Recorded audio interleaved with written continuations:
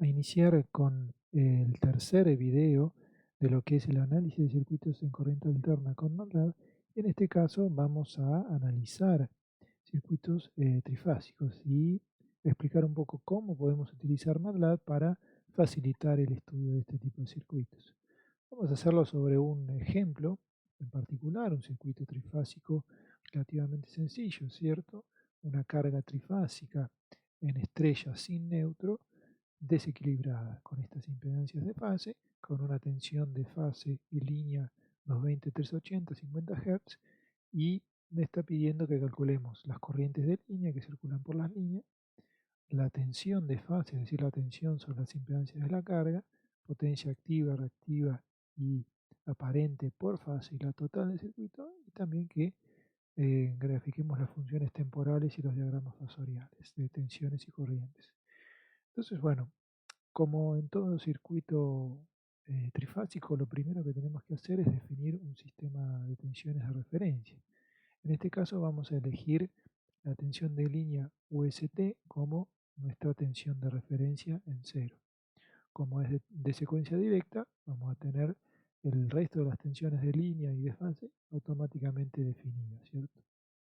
La tensión ST en 0, la TR en menos 120 y la RS en 120.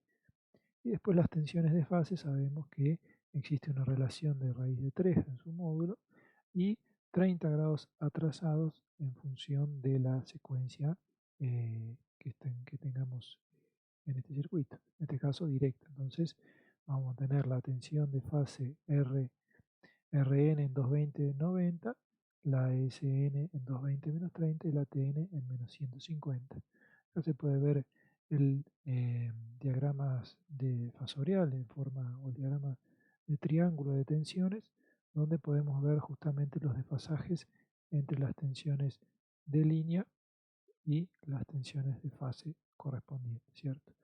Bien, una vez que tenemos definidas las tensiones, conocemos el valor de las impedancias, directamente podemos calcular las corrientes. Como se trata de un circuito desequilibrado en estrella, podríamos proceder de dos formas. Una era calculando la tensión de desplazamiento de neutro, es decir, la tensión que existe entre el centro de estrella de la carga y el de generación, y después determinar las tensiones sobre las cargas, así las corrientes, y así em, proceder a calcular las otras variables. Y el otro es directamente aplicar mallas, ¿cierto? Para determinar las corrientes que circulan por cada línea, después las tensiones sobre la carga. Vamos a aplicar directamente mallas porque en realidad para resolverlo luego en MATLAB es más sencillo. Acuérdense que trabajar matricialmente es lo más adecuado en MATLAB. Entonces definimos estas dos corrientes de malla, la corriente I1 y la corriente I2, y directamente armamos las matrices, ¿cierto? La matriz de impedancias con las impedancias propias de cada malla, ZR y ZS para la corriente I1, ZS y ZT para la corriente I2, y la impedancia compartida es ZS entre las dos corrientes. Tenemos dos incógnitas I1 e I2 y las tensiones URS y UST en la matriz de tensiones. En valores, reemplazamos los valores en las impedancias, en las matrices, y el siguiente paso sería resolver el sistema de ecuaciones. Esto lo podemos hacer utilizando la regla de Kremer para determinar I1. Nos da este valor de corriente, 1464 en 105, e I2, 5,48 en 54,9, ¿cierto? Lo que nos pedían las corrientes de línea, o sea, las corrientes que circulan por cada línea del circuito, ¿cierto? Es decir, IR, IS e IT. Nosotros calculamos las corrientes de la malla. En el caso, I1 va a coincidir con IR, eh, I2, en realidad IT va a coincidir con I2 en signo cambiado, pero IS sabemos que es la composición de I1 e I2. Entonces, para calcular las corrientes reales, decimos que IR es igual a I1, IS es I2 menos I1, hacemos la cuenta y me da este valor, e IT es menos I2 y nos da este valor, ¿cierto? Entonces, bueno, ya calculamos las corrientes de línea. Para calcular las tensiones sobre el receptor, o sea, sobre la impedancia, directamente aplicamos la ley de Ohm, conociendo la corriente que circula por la impedancia y su valor, directamente determinamos la caída de tensión en cada impedancia.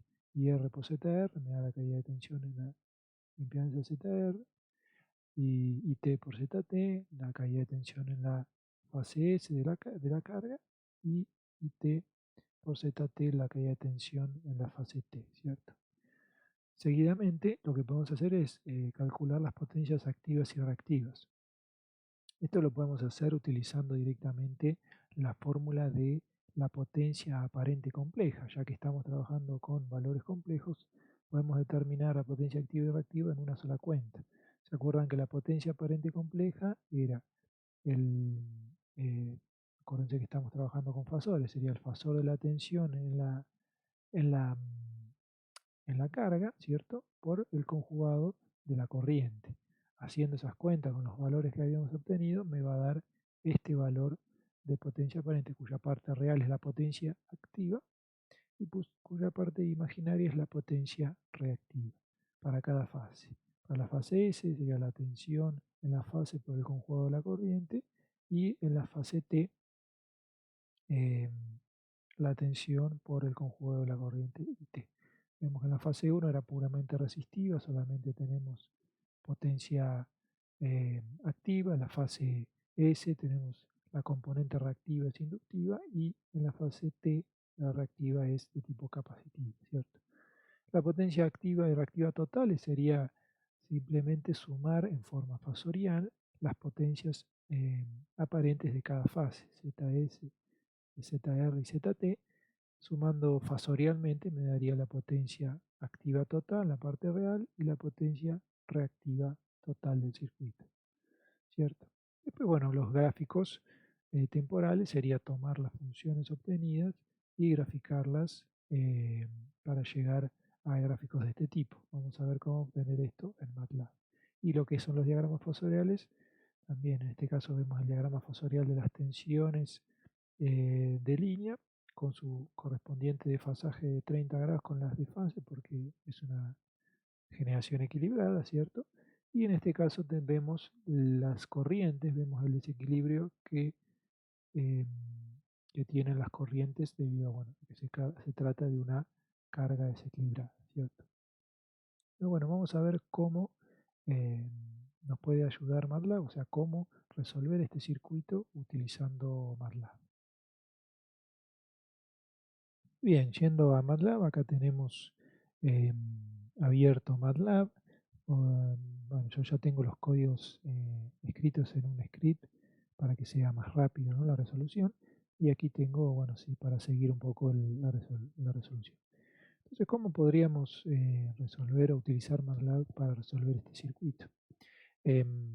Una cosa que cabe aclarar es que, bueno, cada uno también tiene su forma de resolver los ejercicios o los circuitos, entonces puede variar el abordaje que cada uno tome. Pero bueno, en definitiva, vamos a ver este código como cada una de las líneas que representa, ¿cierto? Entonces, lo primero que tenemos que hacer es obviamente definir lo que tenemos, los datos y las variables que tenemos del circuito, que son las impedancias de la carga y las tensiones, ¿cierto? Al igual que la frecuencia. En este caso no lo usamos, pero se puede definir la frecuencia como una variable. La variable f va a ser la frecuencia 50 Hz, y omega sería 2pi por f eh, si la necesitáramos en algún caso. Después vamos a definir las tensiones, el módulo de las tensiones de línea, que es 380, como una variable, y el módulo de las tensiones de fase, que sería 380 dividido raíz de 3, ¿cierto? Entonces ya tenemos esas cuatro variables definidas. Ahora el siguiente paso sería definir las impedancias, ¿cierto? Las impedancias de la carga. Nos la da en forma polar. Entonces yo las puedo definir en forma polar.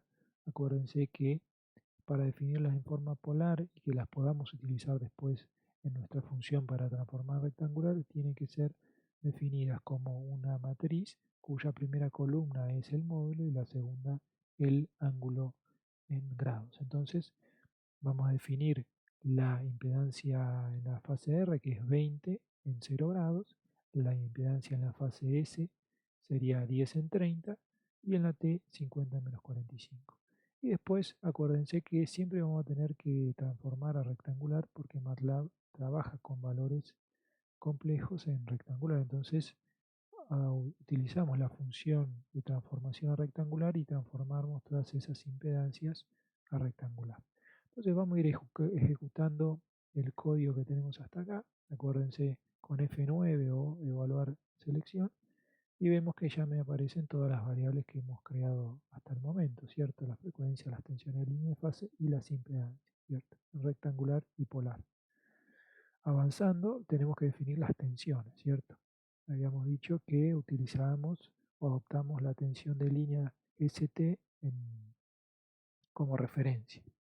Entonces, bueno, en este caso eh, empecé por definir las tensiones de fase, pero bueno, se podrían haber definido las tensiones de línea, es indistinto, ¿cierto? En este caso, si empecé definiendo las tensiones de fase también en forma polar, la tensión de fase va a ser el módulo, la tensión de fase en 90 la R, en menos 30 la S y T en menos 150, ¿cierto?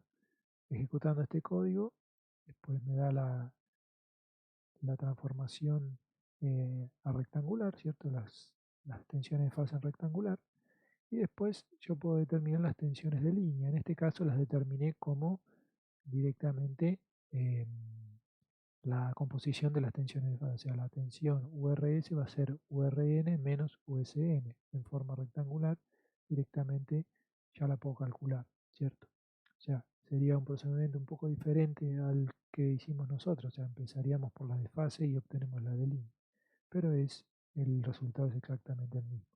Obtenemos URS, UST y UTR en forma rectangular y después las componentes, luego las tensiones en forma polar eh, utilizando la transformación, ¿cierto? O sea que ya tenemos definidas las impedancias, las tensiones. El siguiente paso, ¿se acuerdan? Era directamente definir las matrices, ¿no? de la, de la ley de Ohm en forma matricial, ¿cierto? La matriz de impedancias y de tensiones y resolver el circuito, el sistema de ecuaciones, ¿cierto?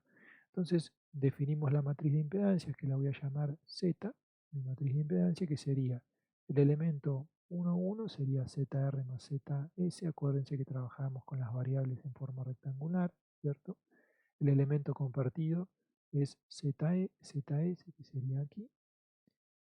Obviamente, acuérdense que los elementos de la misma línea están separados por un espacio y los elementos de la otra columna están separados por un punto y coma. Tenemos ZS en un segundo elemento acá y ZS más ZT el elemento 2, 2.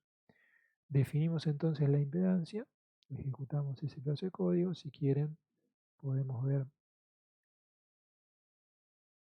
aquí cómo quedó definida la impedancia esa. Y bueno, van a ser los 4 elementos de la matriz de impedancias que acabamos de definir, ¿cierto? Seguimos avanzando y definimos la matriz de tensiones, que sería en definitiva la tensión URS en el primer elemento y el segundo elemento la tensión UST. O sea que URS punto y coma porque es otra fila UST. Ejecutamos el código, ya tenemos esa matriz y el siguiente paso sería resolver el sistema de ecuaciones. ¿Se acuerdan que en MATLAB directamente se utilizaba la división izquierda para obtener el resultado de ese sistema de ecuaciones? Ejecutamos directamente Z, división izquierda de la matriz de tensiones, me va a dar las corrientes, ¿cierto? Si quieren ver, acá tenemos la matriz, ¿cierto? En el elemento 1, 1 va a estar la corriente I1 y en el elemento 1, 2 va a estar la corriente I2, ¿cierto? Estos están en forma rectangular, ¿cierto? Los valores.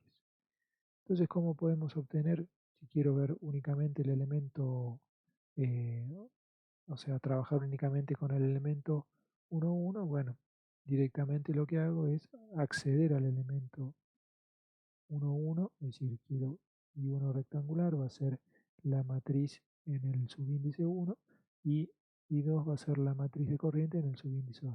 Entonces separé las variables para trabajar con cada una independientemente.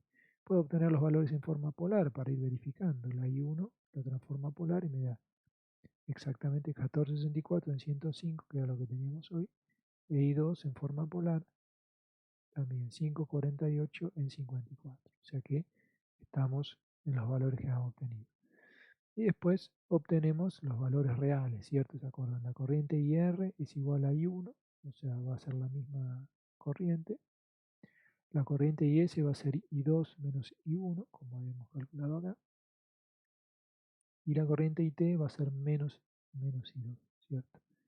Si las queremos obtener en forma polar, acá la tenemos para verificar. La corriente es 14 en 105, IS 11 en menos 53 y la IT 5 en 125, los valores que teníamos. Acá si quieren se puede hacer una verificación para verificar si el resultado es correcto, es decir, bueno, cuánto tendría que dar la suma de las corrientes de línea en un circuito en estrella sin neutro. Me tendría que dar, en teoría, 0. Entonces, si quieren verificar que los resultados sean coherentes, calculan la sumatoria y efectivamente les da 0. Puede ser que les dé un valor muy pequeño por el tema del redondeo, pero es prácticamente 0, ¿cierto? Bien, entonces ya tenemos las corrientes, seguimos a determinar las tensiones. Las tensiones las determinamos directamente por ley de Ohm. Yo tengo las corrientes ya calculadas, tengo las impedancias, calculo la tensión en la fase R, que sería la corriente por la impedancia, en la fase S la corriente por la impedancia, lo mismo, y en la fase T, ¿cierto? Si quiero verificar los valores en forma polar, miren los valores que tenía aquí, 119 aquí y 274, o sea que son los valores que tenemos calculados. El siguiente paso era determinar las potencias, las potencias aparentes, ¿cierto? Había la potencia activa, pero lo calculamos como el producto o con la potencia aparente eh, conjugada, ¿cierto? Entonces esto se hace relativamente sencillo. Acuérdense que vamos a tener que conjugar el valor de la corriente y utilizamos la función conj de la corriente. O sea, que sería la corriente conjugada por la tensión en cada fase, que ya la habíamos hallado hoy, ¿no?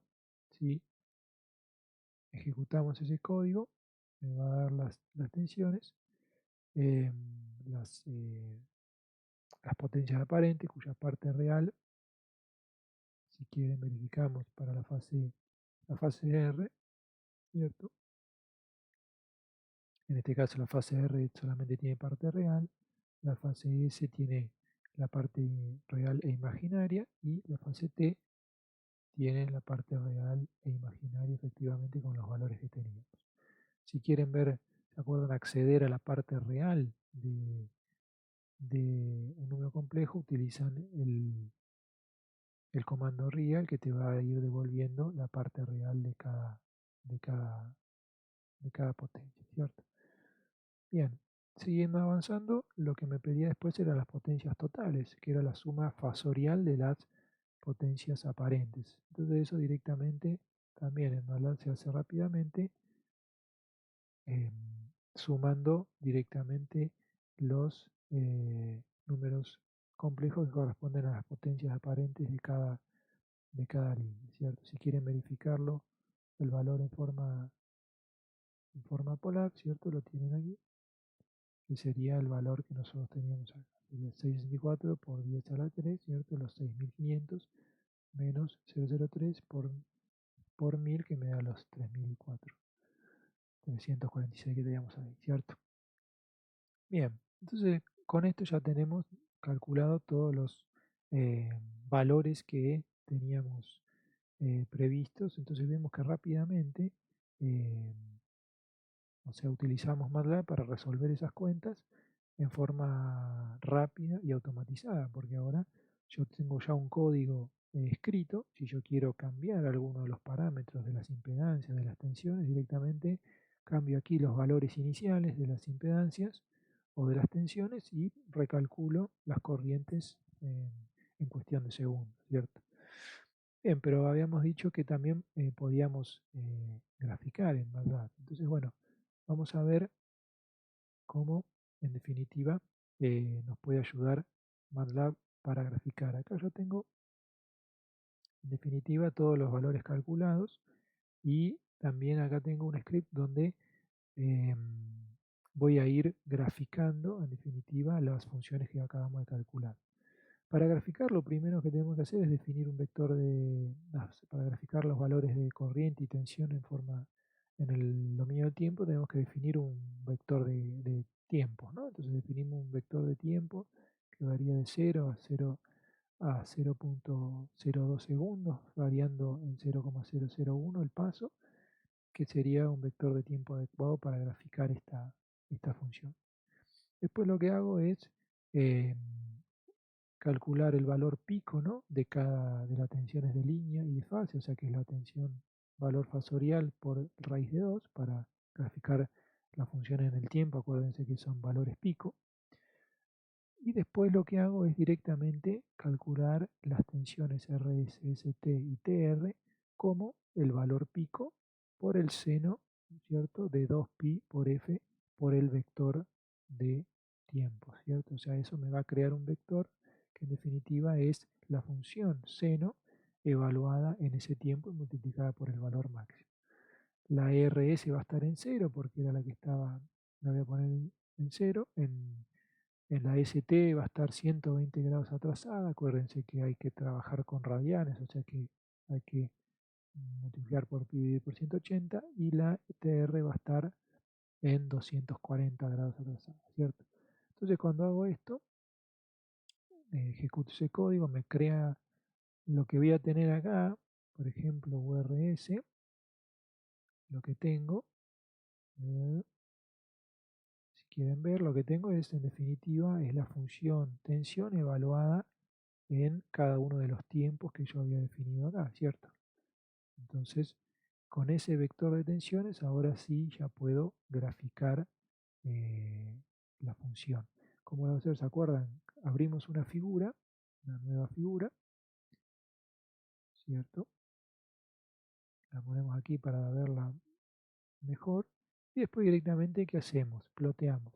Utilizamos el comando plot que me va a graficar el tiempo en función de URS con un color y un tipo de línea, el tiempo en función de UST con un color y un tipo de línea y el tiempo en función de UTR. Esta función plot y tiene la posibilidad de ir entrando de a pares de valores en un mismo llamado. Entonces graficamos, vemos que me queda la RS en rojo, la ST en verde, en azul, perdón, y la TR en verde. Entonces lo que podemos hacer ahora es, estas eran las tensiones de línea. Bueno, hacemos lo mismo con las tensiones de fase. Determinamos las funciones multiplicando por el seno y el valor máximo de la tensión de fase y graficamos sobre el mismo gráfico, ¿cierto? Los mismos colores, pero me va a quedar en una escala menor porque estamos en 220 por raíz de 2 y en 380 raíz de 2. Si quiero puedo graficar también las tensiones en la carga, ¿cierto? Que era la tensión sobre la carga por raíz de 2 por el seno del ángulo. Calculamos esto y graficamos en el mismo gráfico. Vemos que me quedan, es un valor intermedio entre la tensión de fase y la tensión de línea, ¿cierto? Y después, para ir mejorando el gráfico, agregamos un título, gráfico de tensiones, agregamos las etiquetas de los ejes, el tiempo en X y las tensiones en Y, y después una leyenda para saber qué es cada línea, ¿no? ¿Cierto? Qué gráfico. Después, si quieren, podemos agregar también una grilla, ¿cierto? O sea, eso con respecto a las tensiones. Después tenemos que liberar el gráfico porque vamos a graficar el diagrama de corrientes en otro gráfico, ¿cierto? Hacemos básicamente los mismos pasos, calculamos las corrientes como el módulo de la corriente por el seno del ángulo con su correspondiente desfasaje, creamos esos vectores y después generamos otra figura para graficar las corrientes y ploteamos la corriente en función del tiempo. Agregamos título, agregamos las etiquetas, las grillas y las leyendas, ¿cierto? Entonces eso con respecto a las tensiones y la corriente. Vemos que rápidamente podemos ver en un gráfico lo que acabamos de calcular. ¿Qué pasa con los diagramas fasoriales? Bueno, en realidad el diagrama fasorial no existe una función exclusiva de MATLAB que te permita en diagramas fasoriales. Sí existen algunas aproximaciones eh, en las versiones más nuevas, pero bueno, una forma rápida y sencilla de calcular es utilizando el comando plot con líneas que representen los fasores, ¿cierto? Entonces, lo que voy a hacer es graficar en una misma figura los diagramas fasoriales de tensión y corriente con el comando plot. Lo que voy a hacer es abrir una figura nueva, ¿cierto? Creamos un gráfico, o sea, voy a tener los gráficos de los fasores de tensión y de corriente. Y después lo que voy a ir haciendo es esta línea de acá, lo que me hace es crear en definitiva em, una línea que representa en definitiva la tensión, o sea, el fasor de tensión URS, ¿cierto? Lo graficamos, vemos que en definitiva es una línea, detenemos el gráfico y vamos agregándole un punto que sería el punto de la flecha, después lo hacemos con la tensión ST, ¿cierto? La ST, la RS, y vamos graficando en definitiva las tensiones de fase también, ¿cierto? Obviamente que esto no hay que ejecutarlo línea por línea, sino que se ejecuta todo junto. Acá lo estoy mostrando para enseñarles qué significa cada punto de código. O sea que ahí tenemos las tensiones de línea y las de fase en línea punteada. Ahí acá en estas líneas de acá lo que hacemos es definir la escala para que me quede cuadrado el gráfico. Con estas funciones lo que podemos hacer es redefinir la escala del gráfico y después adicionamos título, leyenda y las etiquetas, ¿cierto? El diagrama de tensiones, la leyenda y los ejes, ¿cierto? El diagrama de corriente lo vamos a graficar aquí al lado, ¿cierto? Básicamente el procedimiento es el mismo, creamos un gráfico vacío y lo vamos llenando con los valores de corriente, ¿cierto? Lo hago todo junto para que sea más sencillo, ¿cierto? Ajustamos los ejes y me queda en definitiva el diagrama de corriente, ¿cierto? Entonces es una forma de graficar los diagramas fasoriales utilizando el comando plot ya conocido, ¿cierto? Entonces bueno, ya con esto vemos que tenemos una herramienta muy potente para calcular o analizar circuitos trifásicos. Y una vez que ya tenemos escrito el código, ¿qué ventaja tenemos? Tenemos la ventaja de que podemos cambiar cualquiera de los parámetros y ver lo que acontece. Por ejemplo, acá tengo otro código que lo único que hace es poner todos los gráficos que pusimos separados acá, los pone en una misma, en una misma, en una misma figura, ¿cierto? Simplemente para que ahora podamos comparar qué es lo que pasa. Por ejemplo, yo quiero ver, serían todos los diagramas originales. ¿Qué pasa si yo altero las impedancias y pongo una carga equilibrada? Es decir, todas impedancias de 20 en fase 0, ¿cierto? Y ver qué estaría pasando. Ejecuto nuevamente el código, obviamente para que calcule todo de vuelta. Eso lo vamos a correr aquí. Y calculamos o sea, graficamos nuevamente estas funciones. Vemos que me crea una nueva imagen que ahora obviamente vemos la diferencia, ¿no? Antes teníamos las corrientes desequilibradas, el diagrama de corrientes y las tensiones en la carga desequilibradas. Ahora me coinciden las tensiones en la carga con las tensiones de fase y tenemos las tres corrientes equilibradas y se aprecia acá en el diagrama fasorial, ¿cierto? Entonces que vemos que rápidamente podemos analizar circuitos en cuestión de segundos alterando algunos de los parámetros. Por ejemplo, quiero ver ahora, eh, volvemos a los valores originales, ¿cierto? Y quiero ver qué pasa si yo desequilibro, por ejemplo, la generación. Es decir, bueno, las tensiones de fase voy a poner la tensión R 2 veces y la tensión es 0,5, ¿cierto? Pero bueno, volvamos a una carga en realidad equilibrada para desequilibrar únicamente la generación, a ver qué es lo que pasa, ¿cierto? Entonces tenemos carga equilibrada, generación desequilibrada. Ejecutamos el código nuevamente, ejecutamos los gráficos nuevamente y vemos en definitiva qué es lo que pasa, ¿cierto? Con respecto a la carga equilibrada, obviamente se me desequilibra nuevamente, tengo corrientes desequilibradas, las tensiones también son desequilibradas de generación, a diferencia de lo que teníamos anteriormente en los primeros dos gráficos. En el primero sería carga desequilibrada, en el segundo sería la carga equilibrada y la generación también, y en el tercero sería carga equilibrada y generación desequilibrada, que me provoca un desequilibrio en las tensiones de generación y obviamente también en las corrientes, ¿cierto? Entonces, bueno, vemos que rápidamente se puede probar. Podemos probar, volvemos a una generación eh, equilibrada, volvemos para atrás. ¿Qué pasa si, por ejemplo, simulamos un corto, o sea, impedancia cero en una, o sea, eliminamos una de las impedancias de la fase S, por ejemplo, que es lo que estaría pasando, ¿cierto? Bueno, simplemente ponemos cero en una de las impedancias, ejecutamos el código, nuevamente graficamos y vemos cómo obviamente se me va a desequilibrar la tensión. Vemos acá que la tensión en la fase S, o sea de la carga, se me va a cero porque no tengo impedancia en esa línea.